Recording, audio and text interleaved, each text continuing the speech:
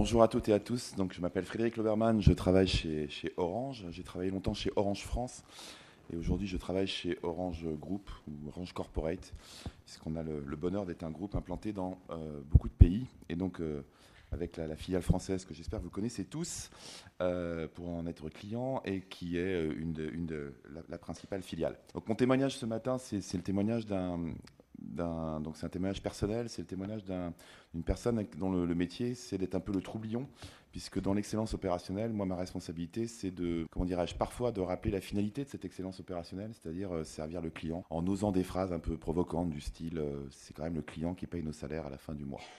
Voilà, c'est pour ça que très souvent, donc je vous ai mis cette phrase parce que très souvent, beaucoup des publics auxquels je m'adresse se posent la question, mais pourquoi s'intéresser aux clients? Parce qu'on est si bien entre nous, évidemment. Quand on est une entreprise de 90 000 personnes, qu'on travaille dans un siège où il y a 7 bâtiments, 7 000 personnes rassemblées, finalement, on vit, on respire toute la journée Orange et on se demande pourquoi et comment il est possible qu'il y ait quelque chose d'extérieur à nous-mêmes. Donc mon premier métier, c'est de s'adresser à ces gens-là pour faire ce que Jeff Bezos appelle dans Amazon, je ne sais pas si vous avez lu le livre, la fameuse solution d'avoir toujours une chaise vide dans les salles de réunion pour représenter le client. Et ben moi, mon métier, c'est de rappeler que en fait, ce qu'il voulait dire, c'est pas de mettre une chaise vide, mais c'est de parler à la chaise. Donc souvent, je m'assois sur cette chaise et j'essaie de représenter dignement nos clients.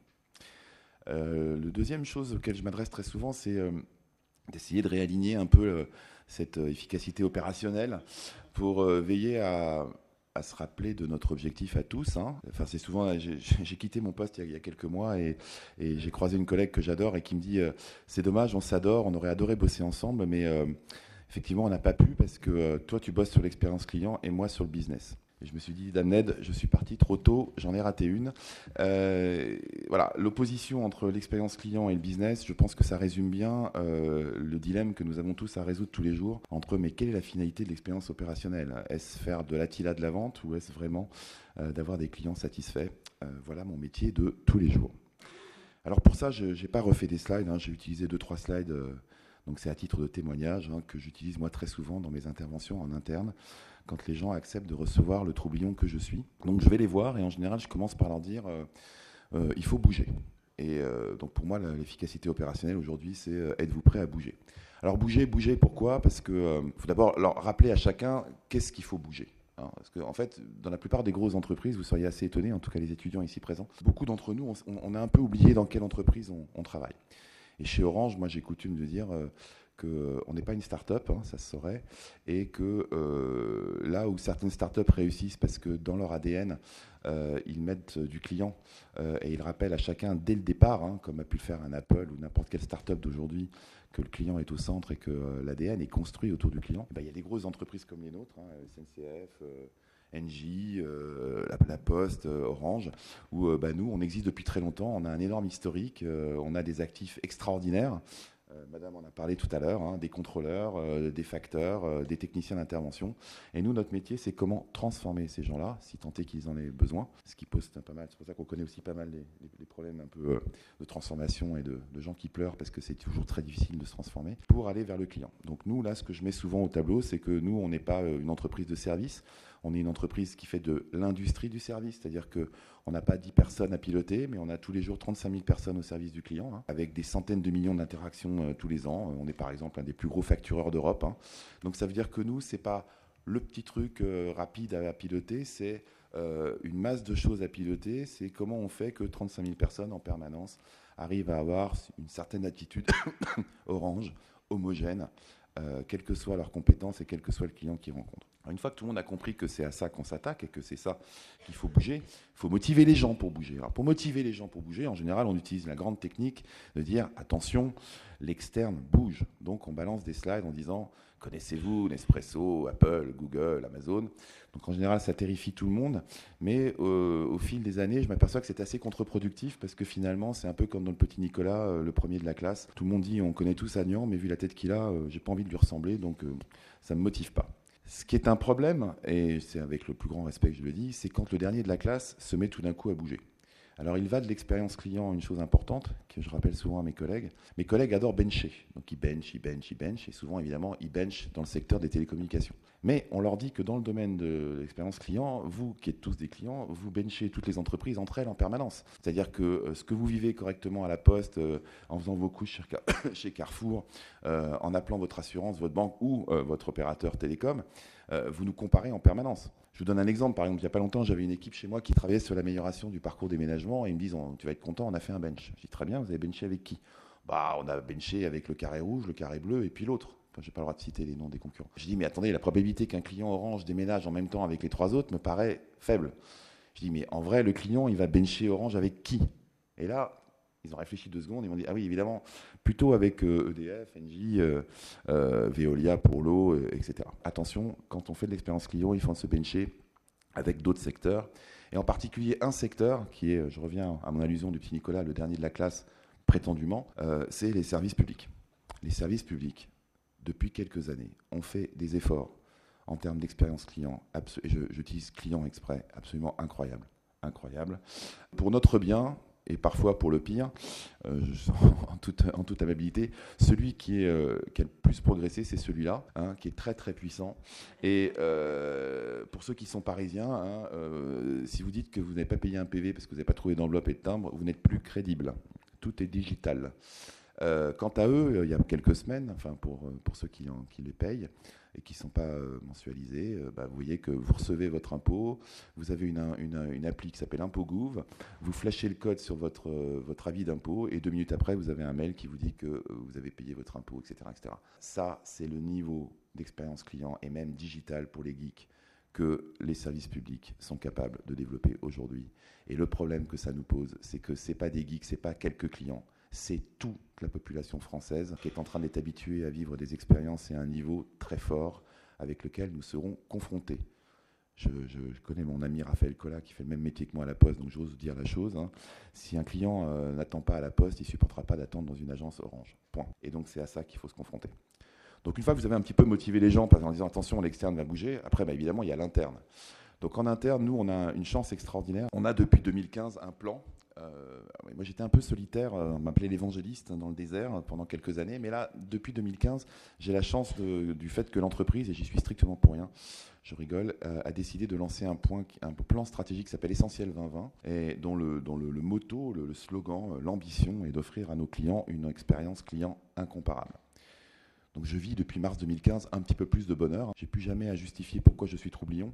Donc au lieu qu'on me demande pourquoi il faut améliorer l'expérience client, maintenant on m'appelle plus pour me demander comment. Ce qui me permet de franchir une étape et de gagner un peu de temps. Je ne vais pas vous faire tout le plan Essentiel 2020 en long, en large et en travers. Je voudrais juste insister sur un message essentiel qui est le motto que vous avez au tableau là qui s'appelle « Écouter, essentiel, agir ». Alors comment ça se lit? Ça se lit dans le fait qu'on a décidé qu'il fallait systématiquement écouter les clients pour déterminer ce qui était essentiel pour eux. Et ensuite, agir en conséquence pour essayer de répondre au mieux à ce qui est essentiel aux clients.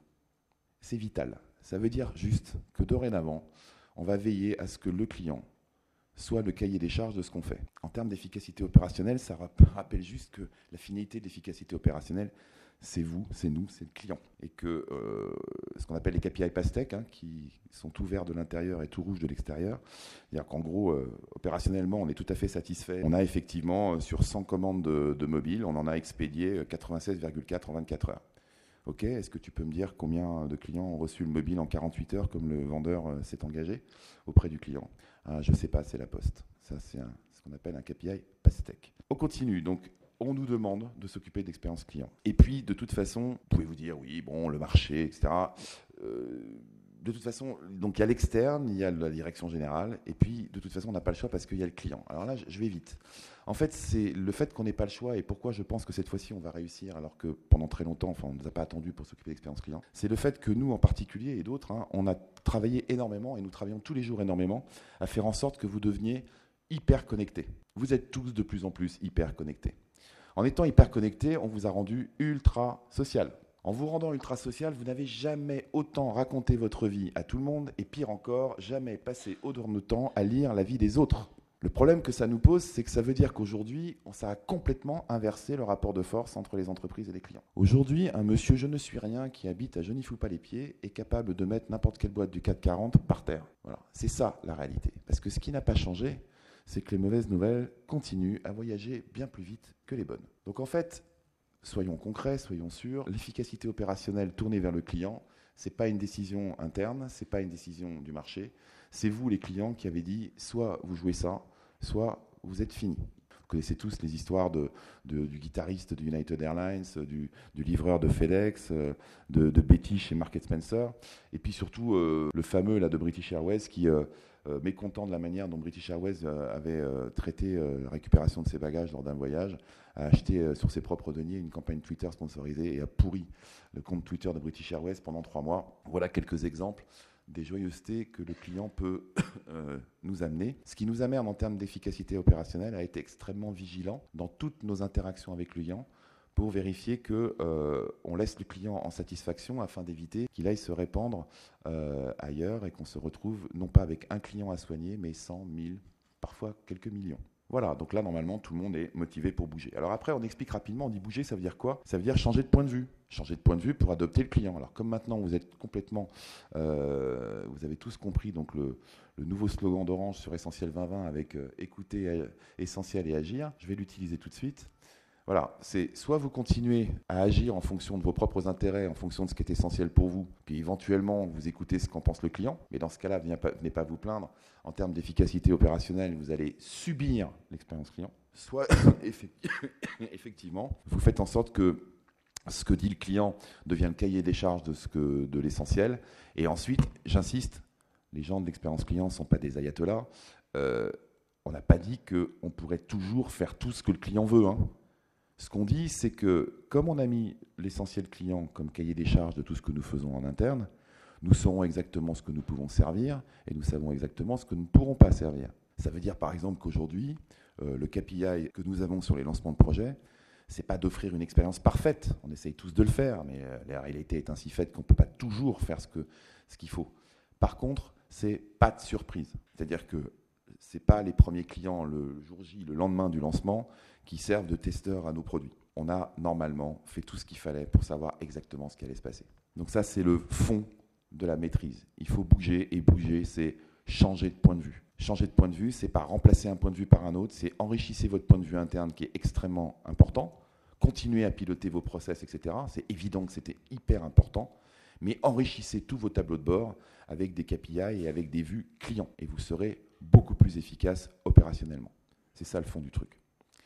Je passe rapidement. Je vous donne juste peut-être un exemple pour vous montrer à quel point ça peut être un changement culturel. L'autorité réglementaire qui s'appelle l'ARCEP du marché français a la gentillesse le plus souvent possible de rappeler que nous sommes souvent les premiers en termes de réseau. Ça, c'est comment Orange en faisait la pub. Donc, si vous regardez cette affiche, c'est un peu Orange qui parle à Orange, quoi.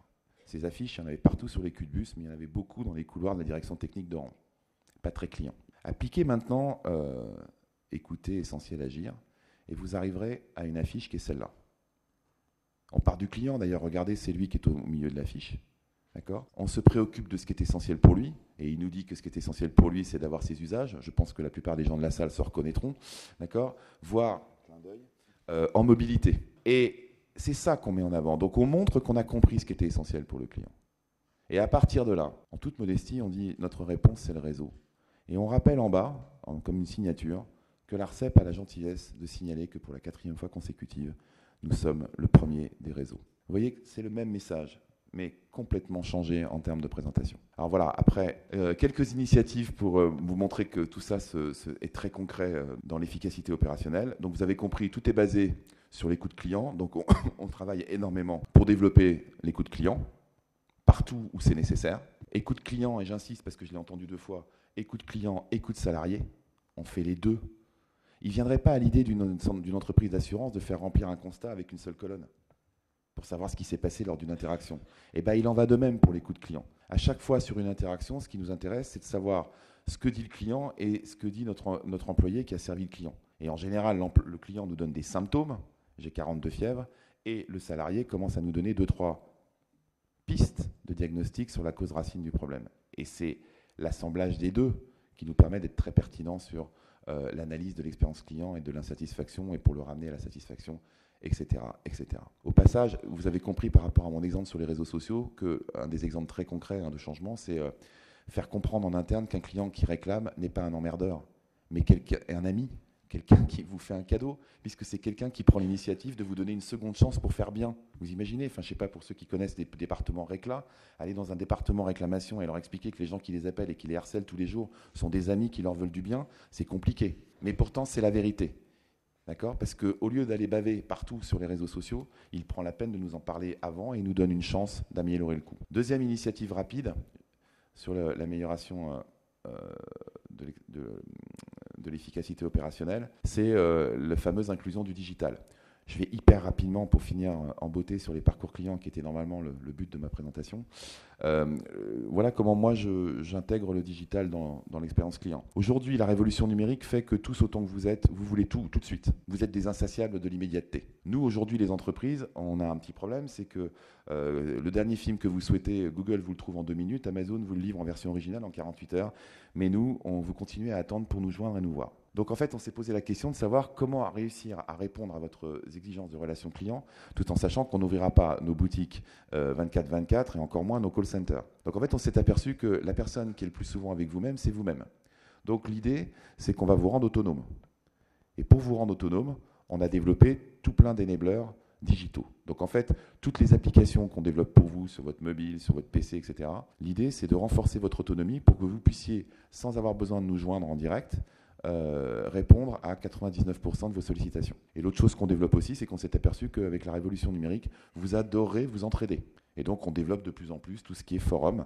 Vous verrez, dans la plupart des sites aujourd'hui, il y a soit nous, on vous répond, soit on vous guide sur des forums où vous vous répondez entre vous. Et j'ose dire que parfois, même très souvent, même le plus souvent, vous êtes bien plus efficace que nous, tant mieux. Dernière initiative. Mon plus gros problème, ma vie, mon œuvre, c'est une fois qu'on a réussi à faire bouger les gens et convaincre les gens qu'il fallait bouger et qu'il fallait donc changer de point de vue, souvent on m'a posé la question de savoir, mais changer de point de vue, on n'y arrive pas, parce que tu comprends, nous tous les jours, quand on passe la porte du bureau, on est enfermé dans les contraintes de notre silo. Parce que les grosses entreprises, elles travaillent en silo. Et les employés, ils aiment bien travailler dans les silos, parce que tous les matins, en se levant, il suffit de tendre les bras pour toucher les bandes de ses responsabilités, et les gens aiment bien. Donc on n'arrivera jamais à casser les silos, parce que les silos, c'est souvent les gens qui les provoquent. Donc l'idée, c'est pas de casser les silos, mais de les faire travailler ensemble. Si j'osais une grande lancée, c'est de transformer des silos en tuyaux d'orgue et de faire en sorte que le client entende une jolie mélodie. Donc tout notre boulot aujourd'hui, c'est d'arriver à faire bosser les gens ensemble. Les process, les canaux, les métiers. Et quand on est une boîte de 190 000 personnes, donc 90 000 en France, je vous assure que c'est pas mal. Donc arrêtez de se bagarrer entre bâtiments et faire bosser les bâtiments ensemble. Donc mon boulot, ça a été très longtemps d'essayer d'expliquer que les parcours clients, c'est aider les personnes qui travaillent chez Orange en particulier à reconstituer les bornes de ce que vit le client. Donc on a rappelé simplement que vous, clients, quand vous contactez Orange, il n'y a que 6 motifs pour lesquels vous le faites. Soit vous avez envie d'acheter, soit vous avez un besoin d'aide, soit vous avez géré votre compte, soit vous voulez nous payer, soit vous ne voulez plus nous voir, soit vous n'êtes pas content et vous voulez nous le dire. Et ça, c'est valable, quel que soit le client, quel que soit le produit, quel que soit le canal. Et pour chacun de ces motifs, on a décrit de bout en bout ce que vous deviez vivre, les fameux parcours clients. De bout en bout, d'un point de vue client. C'est le client qui décide le départ, c'est le client qui décide la fin.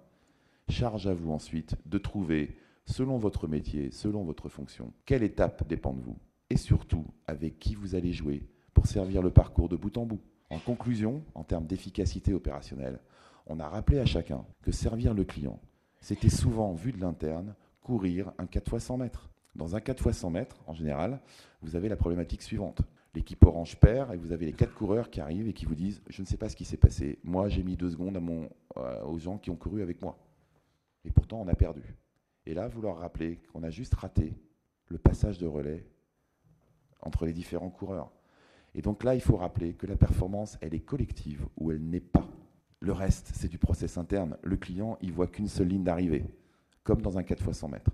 Et donc, tout le boulot, c'est de permettre de reconstituer le 4x100 mètres, que tout le monde comprenne que c'est ça qu'il faut courir, que chacun sache s'il est starter, finisher ou s'il est au milieu, et que chacun ait au minimum en termes d'efficacité opérationnelle la préoccupation de savoir de qui il va récupérer le client et à qui il va repasser le client. Et c'est la seule solution pour nous pour arriver à avoir cette efficacité opérationnelle qui, je le rappelle et je conclus là-dessus, n'a que comme but que de satisfaire les clients. Et je finirai sur la phrase qui dit « Des salariés heureux nous font des clients heureux, qui nous font des actionnaires heureux, et donc la boucle est bouclée ». Merci. Merci beaucoup Frédéric.